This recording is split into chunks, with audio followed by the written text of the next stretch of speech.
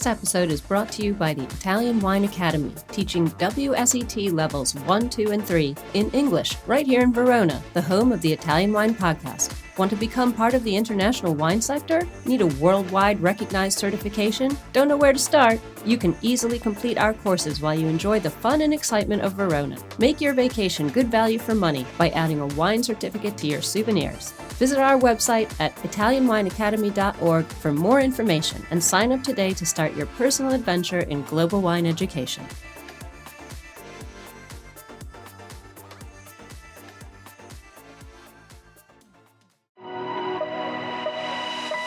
Welcome to Jumbo Shrimp Wine Study Maps. We have specially created this free content for all our listeners who are studying for wine exams. This has been a journey of development since Stevie Kim discovered Rosie Baker's hand-drawn maps on Instagram through 2 years of work by our in-house editorial and graphics team, and now the maps are available to purchase in beta form while they undergo the final proofing and editing by our expert advisory board. It's a 3-layered project because we know everyone learns differently. We now offer the complete box set of 39 maps, this series of podcasts with the maps narrated by our crack team of wine educators, and finally, the study guide book, which will be published later this year. Our map project is in no way a substitute for the material set out by other educational organizations, but we hope all the wine students out there will find our map project a new, exciting, and useful tool for learning. For more information and to buy the maps, please visit our website at mamajumboshrimp.com.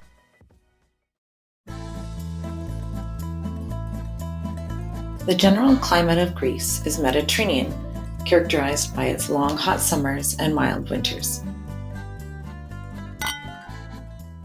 With so much of the area in Greece dominated by mountains, there is ample opportunity for altitude to provide much-needed cooling influence on grape growing. Rainfall levels vary, but the western and northern mountainous areas have more rain than the drier areas heading towards the east.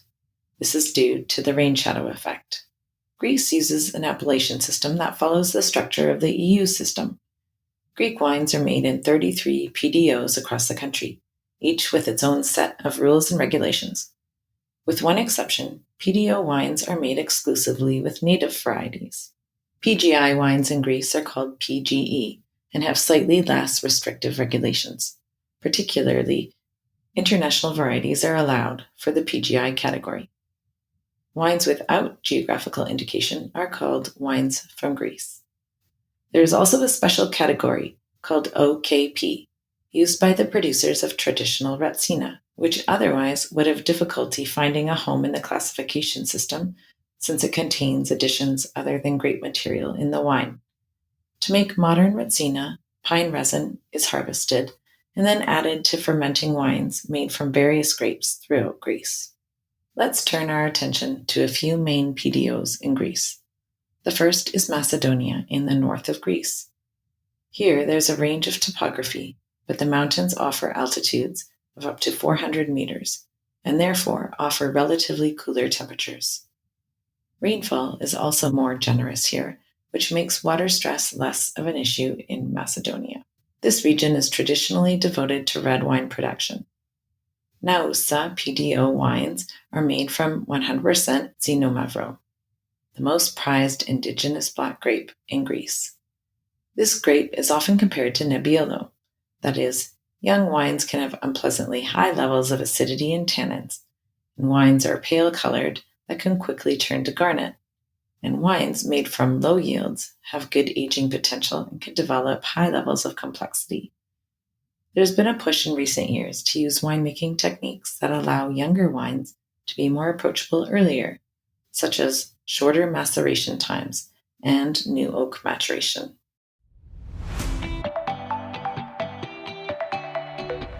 Thank you for listening to Italian Wine Podcast. We know there are many of you listening out there, so we just want to interrupt for a small ask. Italian Wine Podcast is in the running for an award, the Best Podcast Listening Platform, through the Podcast Awards, the People's Choice. Listener nominations is from July 1st to the 31st, and we would really appreciate your vote. We are hoping our listeners will come through for us, so if you have a second and could do this small thing for us, just head to ItalianWinePodcast.com from July 1st to the 31st and click the link. We thank you, and back to the show. Let's now move south into the Peloponnese Peninsula, where some 30% of Greece's wine is produced. Despite being in such a southerly latitude, growing conditions are moderated by altitude. Rainfall levels dwindle moving eastward across Peloponnese. Nemea PDO wines are 100% Azorgitiko. These reds have different expressions according to which of the three zones they come from. Typically, wines have deep color, medium to high acidity, medium to high tannins, and red-berried fruit flavors. The lowest zone lies on the fertile valley floor, where summer temperatures can reach 40 degrees Celsius. As a result, wines are made in a fruity style, with often jammy, ripe flavors. The middle zone of Nemea offers conditions ideal for quality wine production. Altitudes are a bit higher, between 450 and 650 meters, which are cool enough to slow the ripening process to allow more time to develop tannins and complexity. The highest zone lies at altitudes from 650 to 1,000 meters.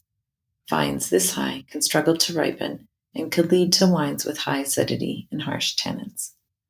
Thus, wines are mainly used for rosé production and some fresh styles of reds. Finally, let's look at the island of Santorini and its unique form of viticulture. This island is located in the Aegean Sea. Viticulture is difficult and expensive here, and one of the main threats to its survival is the lure of high land prices offered to grape growers for tourism developments. But the climate offers challenges to growers too. The winds are often so strong, the vines can be damaged. Rainfall is very low, sometimes with no rain falling for the entire growing season. To help combat both the winds and dry conditions, growers train their vines in a traditional basket shape for the fruit to grow in the center area, protected from the winds. The baskets also help to collect moisture from the fogs which form every morning. Vines are also planted at very low densities, so they do not have to compete for the scarce water and resources. The Santorini PDO is for dry and sweet wines based on Assyrtiko. Dry wines from Assyrtiko have high acidity, citrus, stone, and tropical flavors, with a smoke characteristic that is often present. Sweet wines, called Vinsanto, are made with Assyrtiko grapes harvested late and then dried in the sun for up to 2 weeks. Grapes are then pressed and fermented. Regulations stipulate 2 years of oak aging for Vinsanto, but in reality is aged for much longer. These lusciously sweet wines are balanced by the naturally high acidity of Assyrtiko and reflect its oxidative aging with nutty and caramel flavors. Thanks for listening to this episode of Italian Wine Podcast, brought to you by Italian Wine Academy, offering WSET levels 1, 2, and 3 in English. Visit our website at italianwineacademy.org for more information and sign up today to start your personal adventure in global wine education right here in the heart of Verona. Remember to subscribe and like Italian Wine Podcast and catch us on SoundCloud, Spotify, and wherever you get your pods. You can also find our entire back catalog of episodes at italianwinepodcast.com. Ching ching!